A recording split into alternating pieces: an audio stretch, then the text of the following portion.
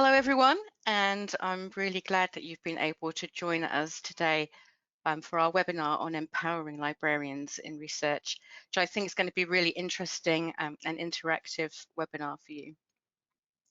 The webinar is recorded and you'll receive a link to the recording by email within the next 24 hours. And we'll also be posting the recording on our webpage as well. So on the knowledge base, you'll be able to find a link to the recording. All attendees are muted during this session, but you can ask us questions at any time at all by using the questions box that you'll be able to see on the right-hand side of your screen. So just drop us in a note or a comment, anything you like during the webinar. Now, I'd love to know, we would all love to know about who you are and where you are and what you're doing in terms of research. And so just tell us what you're up to and who you are by using that questions box. I'm just going to introduce you to the webinar team. So I'm Julie Brown. I'm a community manager with Covidence and I'm based in New Zealand. And I'm going to be the facilitator for today's session. We've got two guest speakers. First, I'd like to introduce you to Jessica Eustace Cook, who's an experienced librarian who works at Trinity College Dublin in Ireland. She's a research support librarian and a subject librarian in nursing and midwifery. And Jessica has over 20 years, an amazing amount of experience in providing academic database and research support tool support. And is an active member of many different kinds of literature review teams, including systematic reviews. So Jessica is also a personal advocate for mental health support for children and young adults from minority backgrounds in disability and LGBTQAI health issues. So welcome, Jessica. And we also have Rob Mackers, who's an academic success manager with Covidence. You may have already come across Rob in your journey with Covidence. Rob's been a medical librarian in Jersey and Delaware for over 30 years, and he's experienced in managing electronic resources, purchasing groups in hospital libraries over 20 US states. He's been a project manager for the Delaware Medical Information Resources Alliance and a manager of several hospital libraries in New Jersey. So a very experienced group of guest speakers here. So welcome again. And I'd just like to thank Chelsea Plunkett, who's our marketing manager for Covidence, for organising the webinar. So this is the agenda for today. We're going to go through lots of different things associated with librarians and libraries and research, looking at roles, looking at the research landscape, developing training, what kind of training and skills you might want to participate in. We're definitely going to get lots of insights from our guest speakers. Going to look at some challenges and how to balance your research and other work commitments as well. It's a very full packed agenda, which I think is going to be fantastic. So we're going to kick straight off. And I'm going to ask Rob, first of all, could you share with us what you think is the role of the research librarian? Libraries and librarians play a vital role in the research process. Experienced librarians are expert searchers who have been trained in the use of controlled vocabulary and that all research databases use and employ for superior indexing, and librarians are oftentimes subject experts, as we heard in Jessica's introduction. Most librarians have experience in searching multiple databases and creating and tweaking search strategies to maximize retrieval in each database. We are well versed in subject heading versus keyword searching and are familiar with employing search hedges to simplify the searching process. Librarians and library staff are experts in document retrieval and document delivery. While most universities have comprehensive electronic and print collections that simplify document retrieval, many hospitals and other smaller libraries may not have those comprehensive collections, making document retrieval more complex and locating those documents from other sources. Librarians are familiar with copyright laws and the intricacies of publisher licensing restrictions, and are able to help ensure that laws and restrictions are followed. Librarians and library staff often provide training for reference management software or other software that might be used to manage the process. And Well, that's amazing. That's so much information and what people can be involved in. Um, it covers such a breadth of knowledge as well. That's great. So Jessica, I'm going to just ask you if you can tell us a little bit about your journey as a librarian. You know, what got you started in your career and what motivated you to get involved in research? Sure, Julie. So I started off with a master's in historical medicine, and I ended up getting a part-time job working as a library assistant to kind of pay my way through the master's degree. And I really found a sense of space and a sense of tribe when I joined the library community. And I was very lucky to have some very empowering women in my role. And I went on, decided to do my master's. Um, After I graduated, there was a bit of a gap in the market, so I ended up going to the UK, and I was very fortunate to get a job working for MIMUS, which was one of the precursors of the UK GIST kind of centres as they are now. And my first job was actually working on what was the Web of Science then, and the Web of Science proceedings. And integrated into that, I also got to use EndNote. So I think it was on EndNote 7 at that stage. And then I also got to work on a couple of national projects, the Nestle Consortium purchasing deals, and I also helped on the JSTOR project and ran a lot of work desks. It was actually after that, in about 2004, that I came back to Ireland with this great experience under my belt.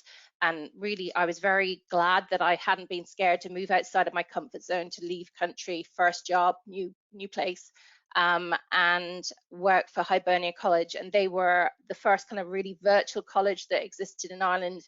I was the librarian there for 3 years and did all the purchasing.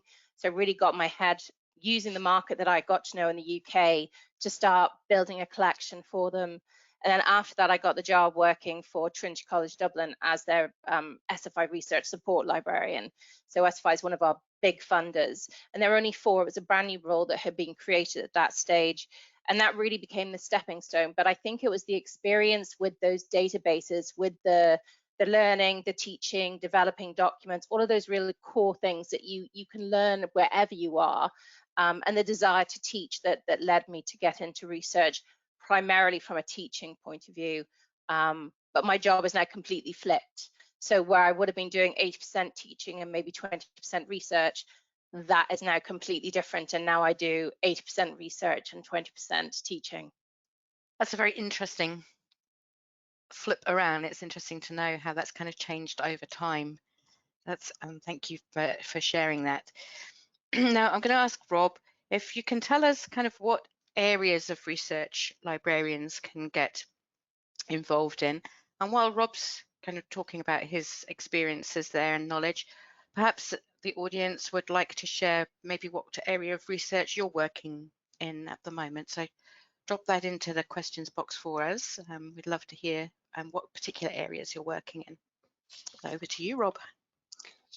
thanks, Julie. While we instinctively know that healthcare in particular depends on active research to improve diagnosis, treatment, and outcomes, research is happening in every discipline imaginable. Anecdotally, at Covidence, we know that research is actively taking place in climate science, agriculture, education, engineering, physics, environmental science, even law enforcement. librarians would be well served to learn about the systematic review process and not necessarily master it, but know and understand the process sufficiently to be able to guide users in the right direction, particularly as they're starting their research project. Help them to understand whether they're actually doing a full-fledged systematic review or if they're doing a basic literature review, a rapid review, a scoping review, and so forth. As health sciences librarians, many of us are familiar with the PICO framework. There are other evidence-based practice or evidence-based research frameworks available that might be better suited to other disciplines or other subject areas. So having a basic knowledge of what some of those other frameworks are would be helpful as well. The literature review process is not a one-size-fits-all endeavor. There are several different types of reviews, as I mentioned a moment ago: a basic literature review, a rapid review, a scoping review, a meta-analysis, or systematic review. Each has a somewhat different process and should be considered differently. For example, a rapid review is an expedited review that assesses what's already known about a topic, while a systematic review, known for its methodological rigor, produces a comprehensive, unbiased summary of the existing evidence. So having a good idea of the different types of reviews that can be produced can help guide researchers in the right direction as they're beginning their research project. Thanks very much, Rob. Jessica, I'm interested in knowing if there are any specific research areas that you've been involved in as well. Has it just been systematic reviews, or have you been involved in other areas? Okay, so the interesting thing about reviews is I believe there are 27 different variants of reviews at the moment. There was a paper released, I think, maybe 6 years ago that looked at reviews, and one of the more complex things we find is actually the confusion around what type of review someone's doing. So, for example, I would have had MSc students come to me saying, I'm doing a systematic review, and you're like, are you really though? And what they're actually doing is a systematized review. So closer to the rapid review where there's a single reviewer doing the title and abstract screening, and then they may have their supervisor coming in and out and doing, you know, like a safety check over the second vote. So while the true systematic review is definitely done, it's not something to be undertaken lightly. It's definitely something that we recommend for our PhD Looks like students to Jessica's really ground their area. So, you know, I'm going to do a systematic review on my PhD, and really that is the rationale for why I'm doing a PhD in this area. So you're cutting off, so and that if you are doing a systematic review, to register with something like Prospero. So again, putting a flag in the sand saying this is the research that I am kind of having ownership for the next 4 years. Rapid reviews are definitely more of an output type of the hospital librarian. I do them as part of larger framework searches. So for example, you might do a rapid review just to get a grounding on an area, and then that might be really your jumping off point to look at further research. Or for example, one of the large funders will be like, okay, we absolutely want you to do a systematic review on experience of breastfeeding in women. And you're just like, okay, maybe not. And so that can be a miscommunication that happens at a broader level as well. So I guess what I'm saying is there are lots and lots of different types of reviews out there, making sure that you are using the appropriate methodology with the review that you're doing, clarifying over and over to make sure you're definitely using the right one, and then making sure that you have a good experience with trialing them, and start small as well. When I started doing reviews, the first ones I did were literature reviews, that moved on to scoping reviews, then umbrella reviews, and now I do more systematic reviews. But at the moment, using Covidence, which has saved me such a huge amount of time, I cannot even tell you. I have 64 ongoing projects at the moment in various stages. And that will be everything from a 5-tier framework project looking at Down syndrome to, postmenopausal care for women. So, it is the tools that we have out there now make doing these type of reviews a lot easier. But again, I know Covenant was initially designed to help with a particular type of review. I now use it in different pieces for lots and lots of different types of reviews. It really is adaptable in that way. That's wonderful to hear. Thank you for that. We have had a question come in from CJ, which you may be able to answer, and you have kind of answered it, but CJ is just asking, can you suggest ways to help researchers tell the difference between those different types of reviews? CJ is saying that they have lots of researchers come to them asking for help with scoping reviews, but they don't realize perhaps how long these reviews take to do. So Yeah. have you got any advice about that? Okay, so I actually have a starting off document. Initially it was come one, come all. And I very soon was like, okay, nobody actually knows what they're asking me for. So I have a starting your search strategy document. And in it, they have to provide the research question. They have to make an attempt to identify the database that they're going to search, the index terms they're using, and a basic keyword search. You also need to get them to tell you where they're at in the search. So it's an MSc, there's no way in 18 months they're going to be able to do a systematic review as well as 12 other projects. If it's a PhD, are they at the start? Are they at the middle? If it is a, say, someone, so we do an outreach project with some of the hospitals. If it's one of them, they may be starting up, and you might suggest a mirroring with another academic. And sometimes it feels a little bit like the librarian is the middle child. So you've got the older child talking to the younger child, and everybody's working together to kind of produce this beautiful piece of work at the end of it, or glue, depending on which way you want to look at it. But what I would suggest is definitely getting the person who's asking you for help to really detail what they're looking for. Look at that question. Does it make sense? Is it niche enough? If they're trying, if it's an MSc, I will quite often say, okay, great question, but you're actually not really at a question, you're at a theme, and you need to narrow it down. So if you're looking at breastfeeding in women, you can narrow down that population group, okay? Or you can narrow it down to an income country. So you might look at lower middle income, you might look at higher income. Are you looking at Europe? Are you looking at America? There are all of these different nuances that you can use with your experience of a subject area to help the academic or the researcher reach where they want to go, because a lot of the times they don't actually know where they're going, and you become very much a facilitator and a signposter for the correct research type output that they're looking for and the type of review that they need to actually end up doing. But honestly, I wouldn't even attempt a systematic review unless I was at PhD or academic staff level. I'd want to start them with a lit review and then go on from there. You can still use a tool like Covenant through those simpler searches and simpler research processes as well. You don't have to use all the bells and whistles that are in there, but definitely defining what that person's asking you for first will certainly help you for the advice that you give them. Exactly. I think a lot of people do tend to underestimate how long particular review types take, and how many team members you need to involve. So I Rob, would say as well that the other big thing that's come more recently with systematic reviews, and particularly with the delays that have gone on with COVID and other things that have occurred that have delayed, particularly health staff going into that area, there's a lot of reruns that go on as well.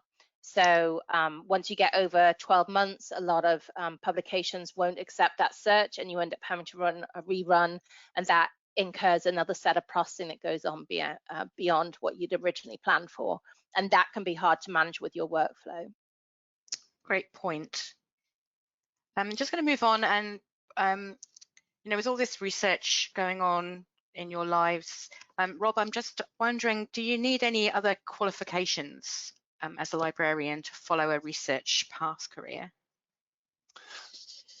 Not so much qualifications, so much of it is learning as you go. Yes, you need to know how to do an effective literature search, but you learn. So for instance, when I became a hospital librarian, I knew what a heart attack was. I had no idea what a myocardial infarction was. But it didn't take me long to pick up the medical terminology. And as that happened, my searching skills got better and the searches that I produced for people were more high quality. Still not good at the beginning, but got better as time went on. Okay, and do you have any thoughts on the value of the research process itself to the librarian?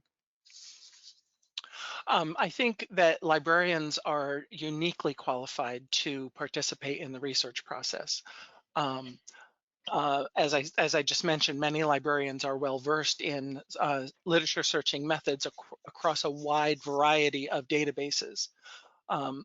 While medical or health sciences librarians may know the intricacies of searching PubMed or Medline or CINAHL or Embase, for example, law librarians are just as knowledgeable about searching Westlaw or Lexis or Dialogue, and academic librarians will have another set of databases in which they've got the in-depth knowledge for searching. So while we tend to think of how participating in the research process will benefit the library, librarians can benefit from that as well. First and foremost, they'll sharpen their searching skills immeasurably. A librarian might become a subject specialist, one who focuses their information retrieval skills on one or a few specific topics or subject areas. They'll learn the terminology specific to those areas, and once mastered, those skills can then transfer into other areas to become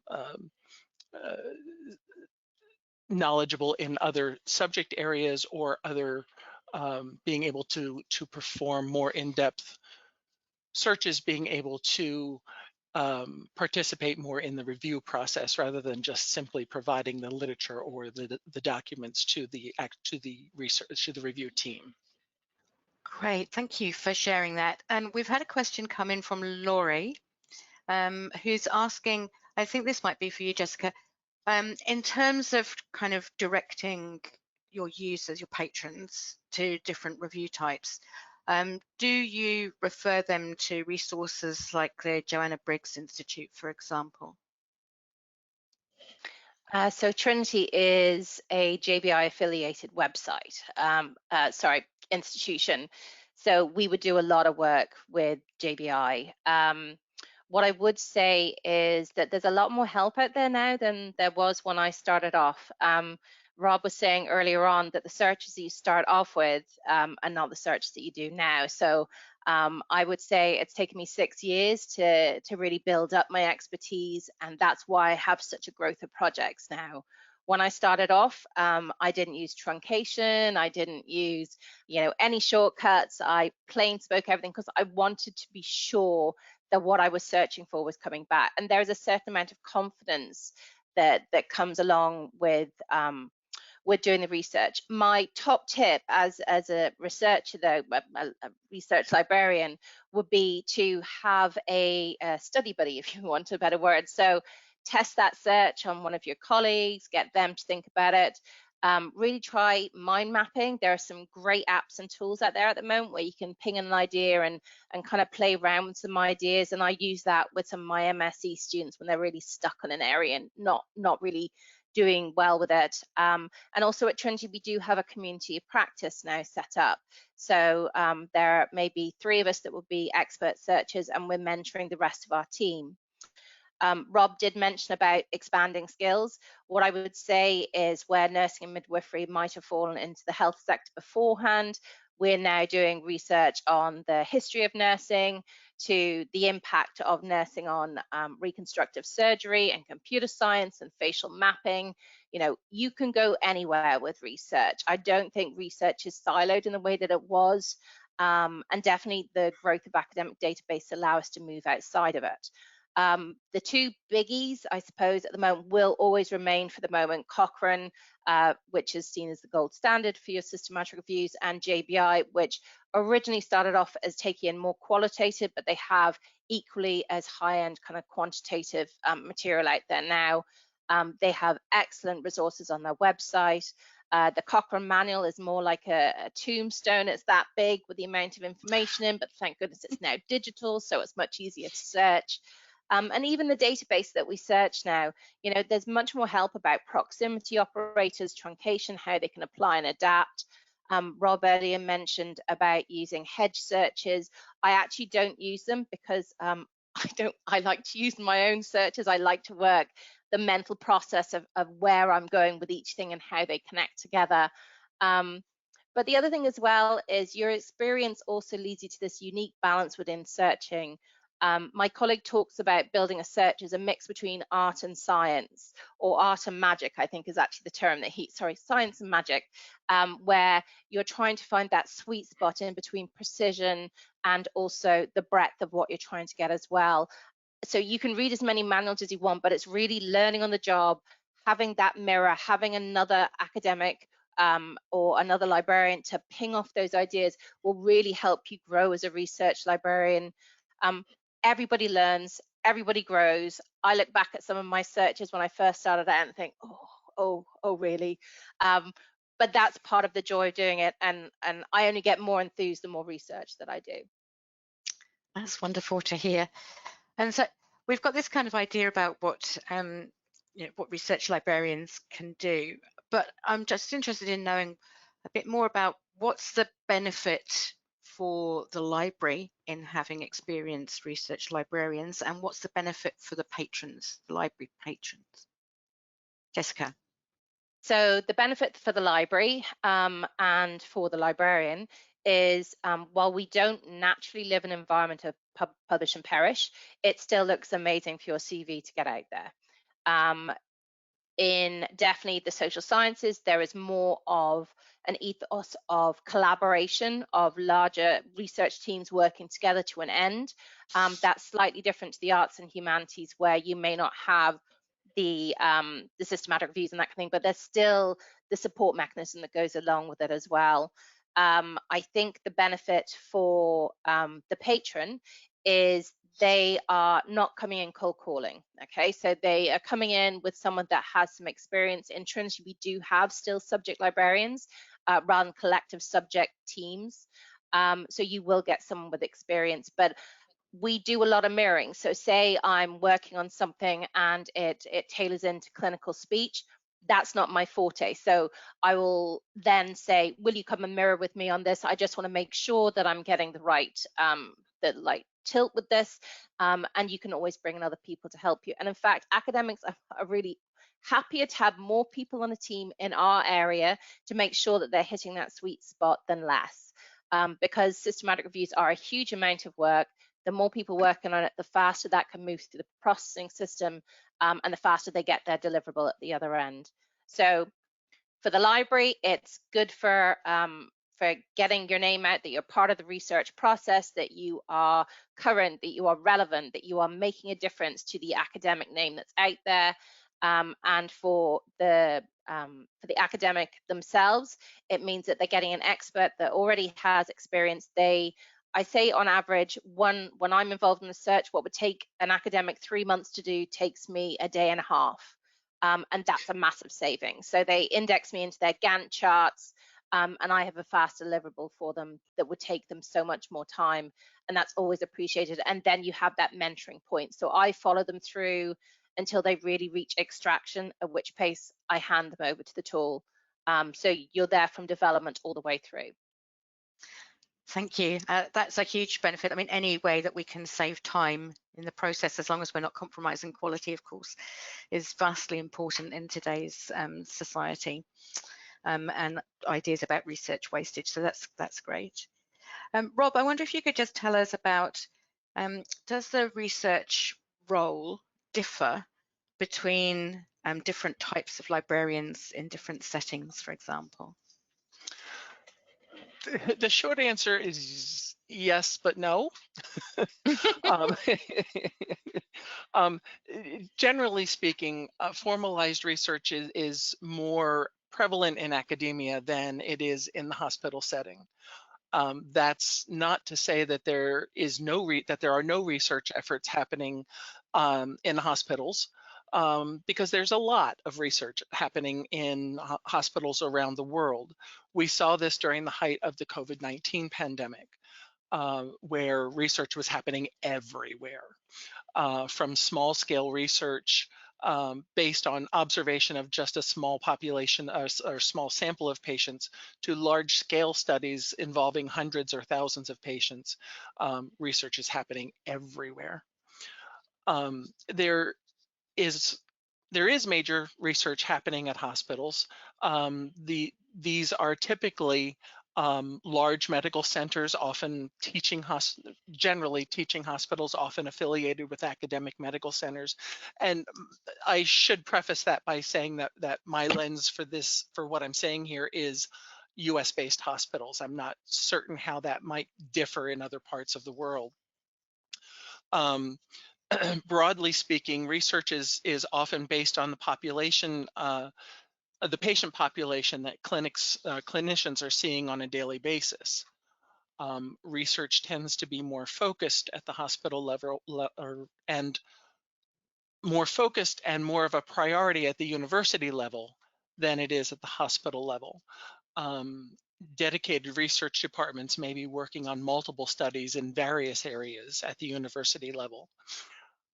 The driving factor behind any research, and by extension, the differences in research librarian roles, whether at a hospital or at the university level, is the institution's commitment to research.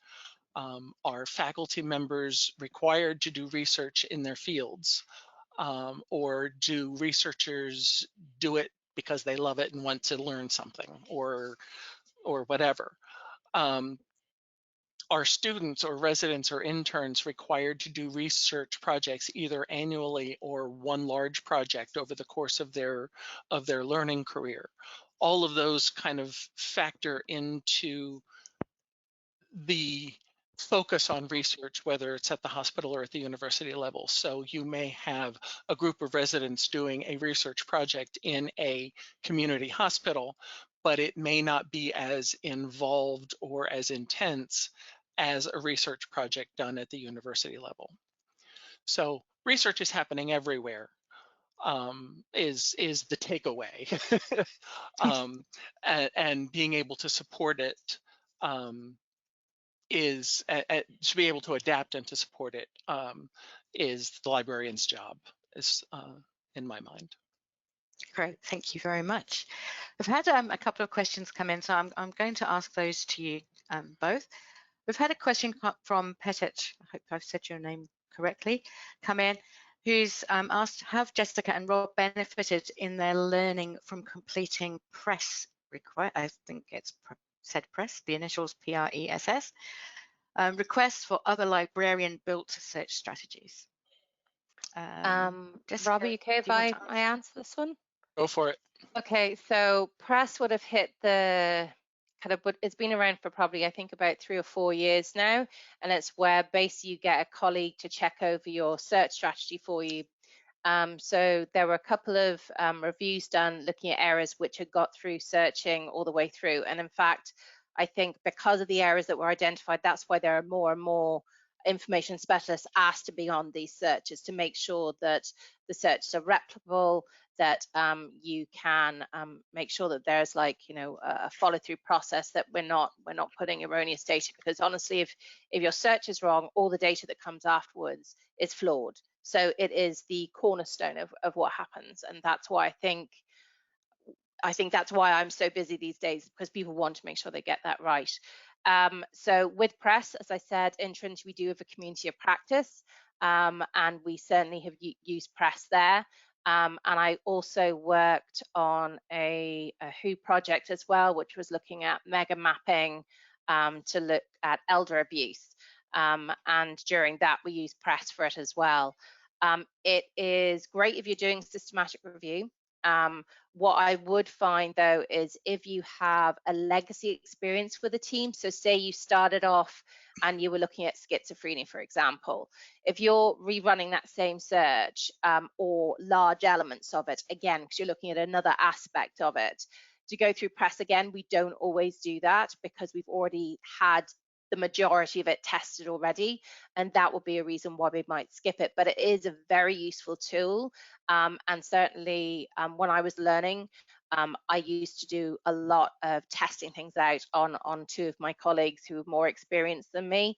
So I think it's a fantastic tool out there, and I do think it is. I think JBI are having it added as a requirement now for a lot of their publications. Great, that's a really good insight, thank you. We've also had Laurie ask another question. Do you see librarians doing their own research from beginning to end, or do you think that they almost exclusively work with others? And Jessica, do you want to answer that one as well?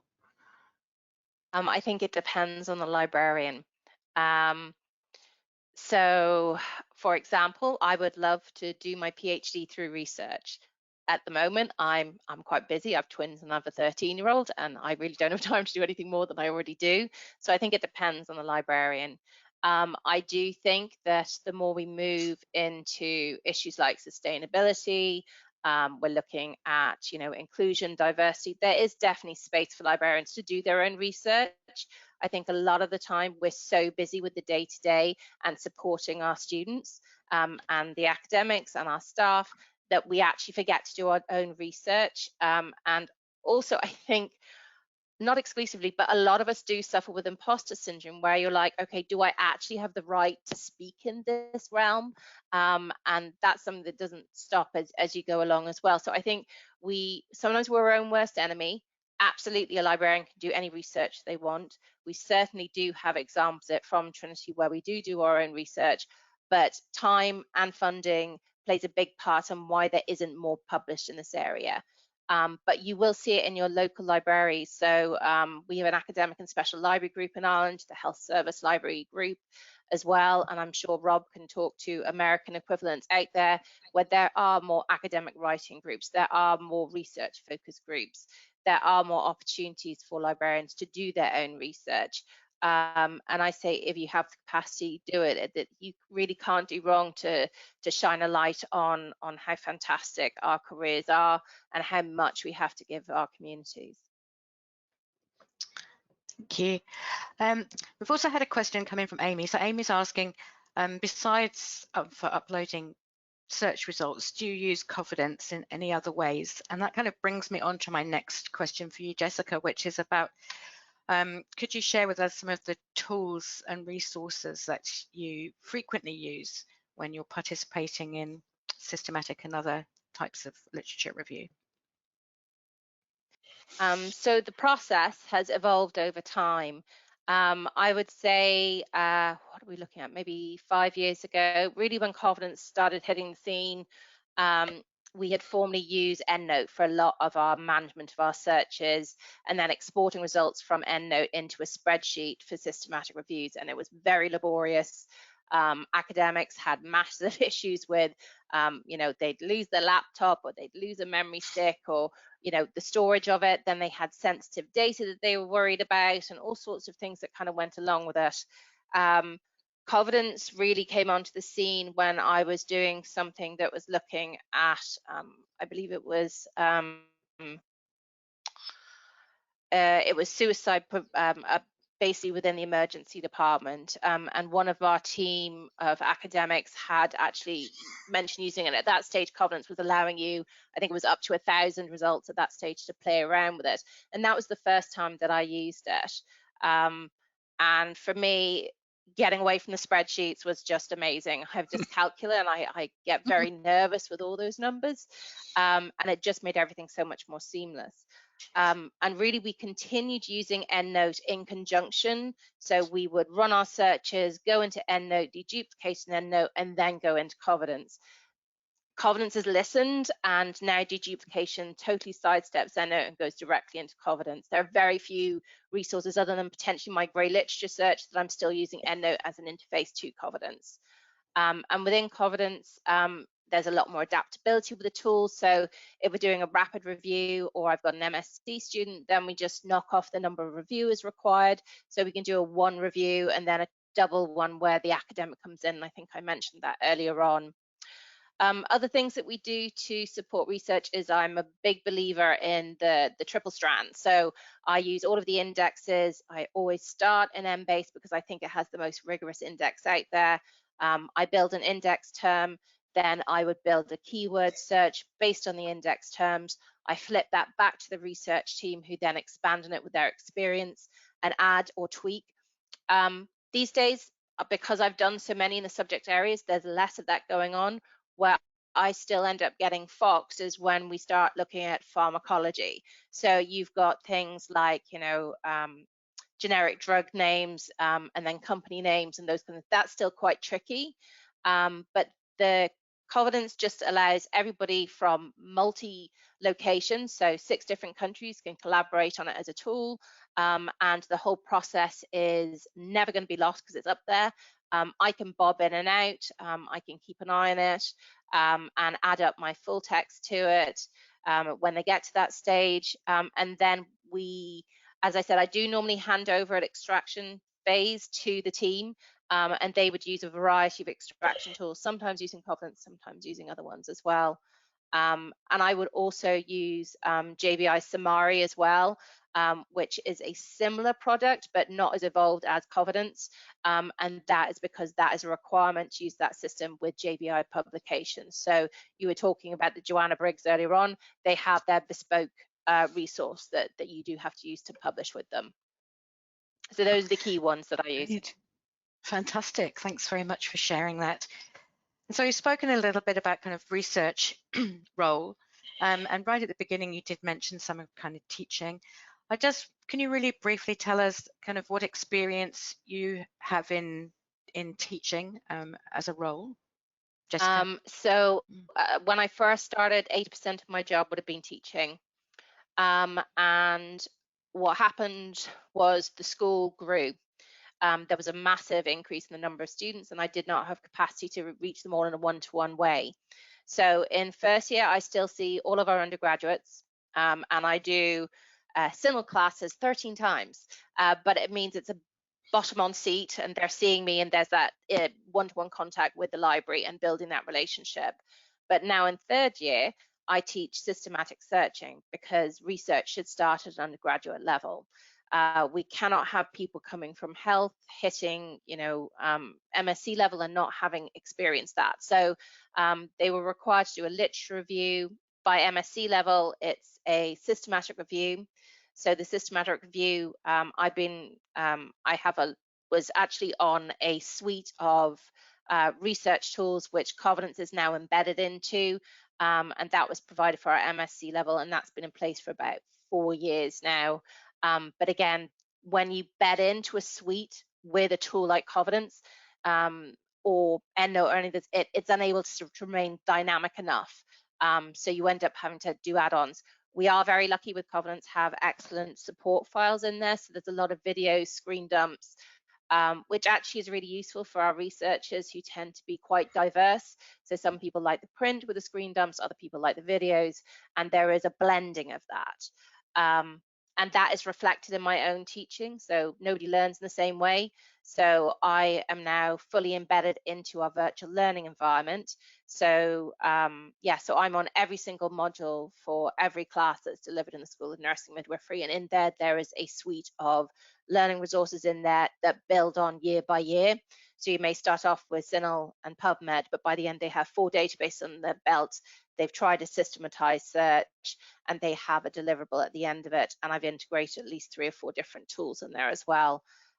Much of the material, as I said, is kind of jointly print documents with screen dumps in, because we have people that screen readers, people who have disabilities, so dyslexia, and prefer to learn in different ways. Other people like to have the audio and listen to it. Other people like to watch videos, and it's about giving people options in the way that they learn. And I think that's really important with working in the academic sector, is that you do acknowledge that people have different learning routes, and to support that as much as you can do. And I suppose that's part of the ethos behind the teaching that I do. Thanks very much. That's great to hear, and very interesting to learn about as well. Now we've heard about kind of I guess within the research environment, we've got these kind of discrete groups of people. We've got librarians and we've got academics, we've got students, and we might have consumers involved somehow. Rob, I wonder if you can kind of give your insights into why you think collaboration is really important. Collaboration is imperative for library visibility throughout the institution. Institutional researchers need to know that librarians and library resources are at their disposal and should be utilized for effective research.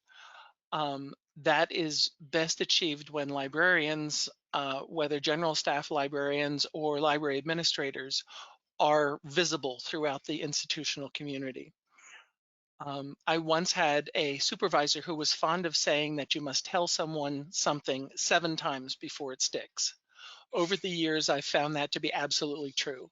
Not so much the specific number of 7 times, but repeatedly talking about library services or library resources to anyone who will listen anytime, anywhere. You can't simply mention in a meeting that the library now has access to this cool new resource. You have to give it context.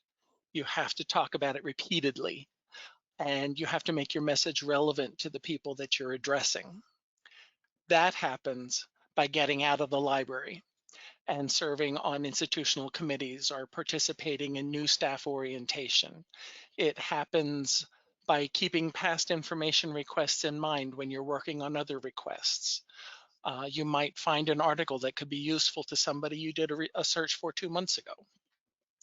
And passing that information along seemingly out of the blue goes a long way to building a rapport with library users. You might be able to connect two people who from various parts of the institution who are working on similar projects, and they could collaborate. I was a hospital librarian for many years and served on various committees during that time. The most rewarding thing that I ever did as a librarian, while not specifically research related, because I was working in a small community hospital, was saying yes when the director of the ICU asked me to participate in morning rounds with residents once a week. It didn't take long until I was going to morning report every morning. I learned so much in those 2.5 years, and I was never busier. Not only was I working on literature searches for ICU staff, but I was also doing work for other attendings and residents and interns, as well as nurses, respiratory therapists, dietitians, and C-suite administrators, people who had never utilized library services before. That is a direct result of getting out of the library and being visible in places where the librarian hadn't previously been visible. And building that rapport within the institutional community is how you keep an interest in library services, how you're able to maintain your library when in hospitals, libraries are often one of the first departments that are hit when budgets are considered. So making the library invaluable to the institution as a whole, not just for research, definitely for research, but for across the board, is absolutely imperative and invaluable for healthcare, for the patients, and for healthcare providers. Thanks, Rob. I totally agree. Collaboration is absolutely a key aspect of any part of our role. Jessica, I'm just going to ask you if you can kind of give a tip, if you like, about how research librarians can balance their role as researchers with their other work commitments within the library faculty. I think awareness of capacity.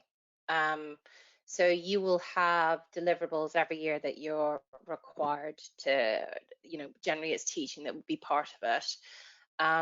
But what I would say is that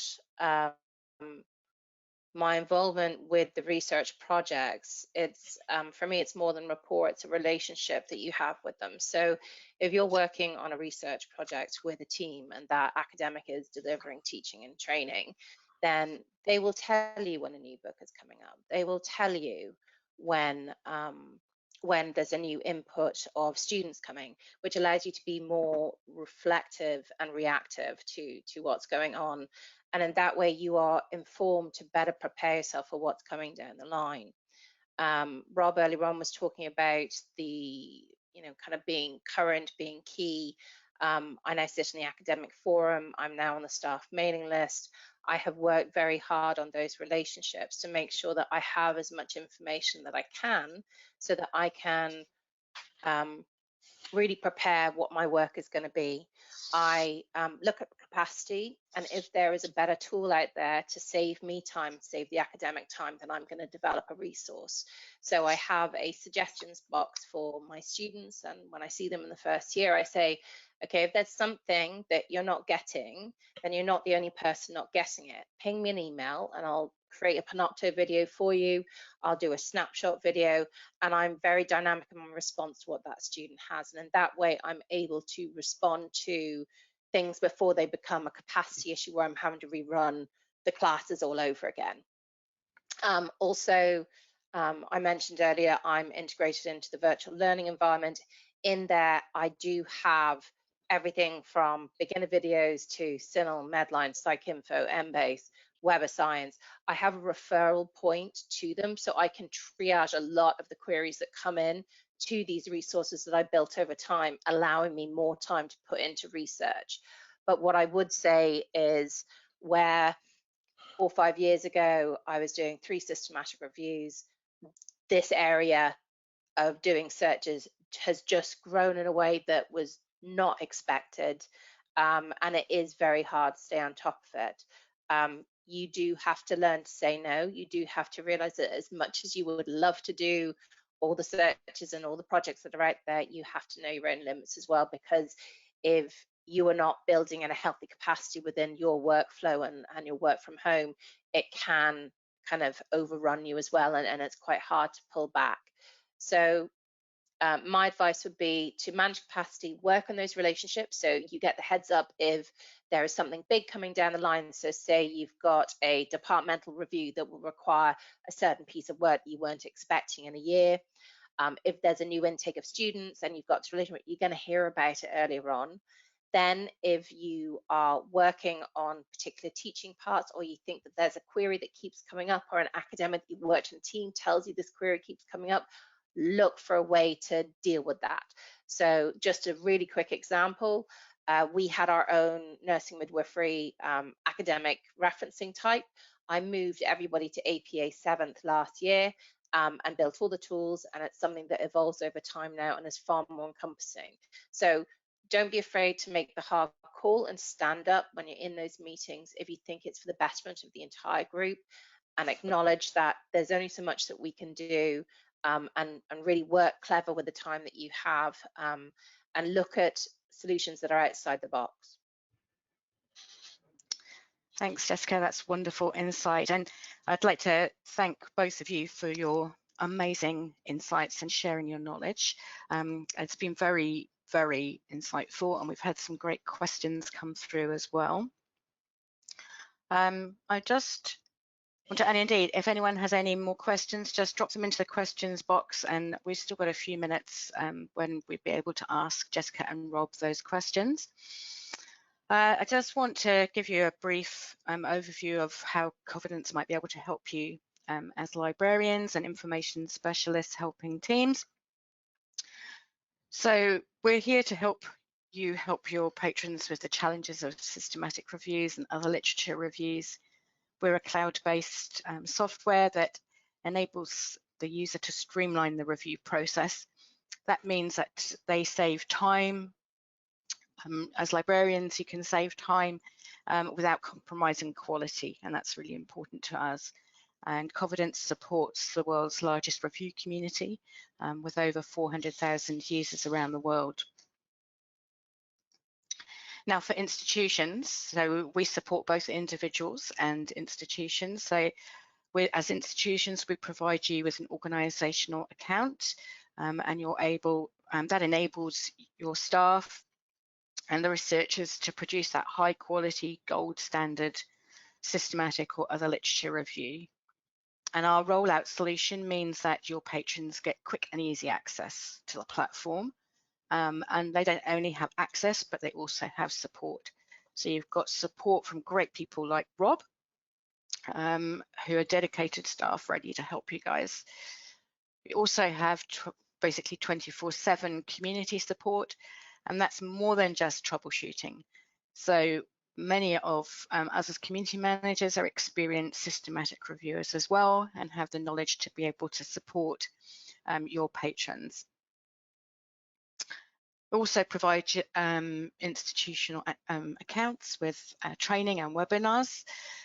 So they're alongside our usual resources of webinars online and community webinars like this. So institutional accounts get dedicated training as well.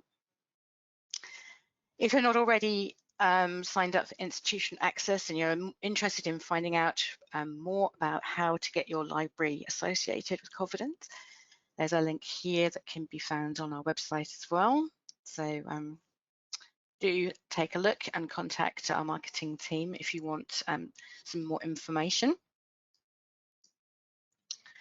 And we're not just about the platform. So we've got an ever-growing group of resource materials. We've got downloadable resources now, ebooks, all of these can be accessed from the website. We've got a knowledge base, which has been mentioned. It's got a fantastic array of articles, frequently asked questions, and all of our recorded webinars, as well as our blog. And everyone can access the free trial from Covidence as well. That gives you a chance to kind of play around with the platform and see if you think that it's useful for you. And the slide here just gives you the information on how to contact us. So if you have any questions at all, then you can contact support@covidence.org, and we'll be there to answer your questions. Now, we have time for one question, which has come in. I think I'm going to ask you this one, Jessica. So Laurie's asked, how do you manage marketing your services and then having time to do all the research that comes your way as a result of putting yourself out there? So we started off with these absolutely hideous A0 posters with our faces on, and yeah, it was pretty horrific walking into the library and seeing, like, you know, a big picture of yourself up there. I think I'm lucky I work within such a large institution. We have our subject librarian pages, LibGuides, and it was a slow process. So I started off just teaching on the undergraduate program, building up relationships, and then ended up working with some really wonderful academics that brought me on board. And that was really my route into the research side. So really your best PR is the academics for me, because they ask for me. They will send the PhDs to us. They will encourage me to be involved in protocols and bids. So there's an inbuilt departmental promotion that goes on. It does spill out. I have worked in pharmacy and a couple of other areas where global health, where I hadn't expected to find myself. But I think that this particular output of literature reviews or any type of reviews is really a springboard for other kind of areas. I also work on the My Reading List project for the undergrad, so that's an integrated reading list, and so my name is on all of those as well. I also do you know that this new book is being published, just like Rob was saying, articles that I think will be interesting because I've worked on projects and know that they are there. I also do one-to-one meet and greets with any new academic that starts with the department. And I also go up to the research education days. I do a lecture once a year on systematized searching and database usage.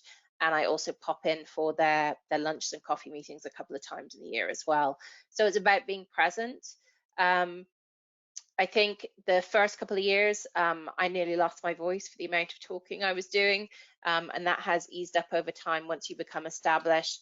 But really, getting your foot in the door is the big thing, and finding your champions, and there are plenty of them out there. It's just being open to trying that, and really having confidence in yourself that you have worth, that you make a difference in people's lives. By being in them and helping them speed things up with the research, and that your experience will make a big difference. And I think that's a great point to end the webinar on. So as librarians, you definitely do make a difference to all of our lives as researchers. So thank you to everyone out there. Thank you to everyone for attending the webinar. We really appreciate the time that you have taken today to join us. And I hope you found the discussion valuable. I certainly have. Do take the time to fill in the survey at the end of the webinar as you leave the session.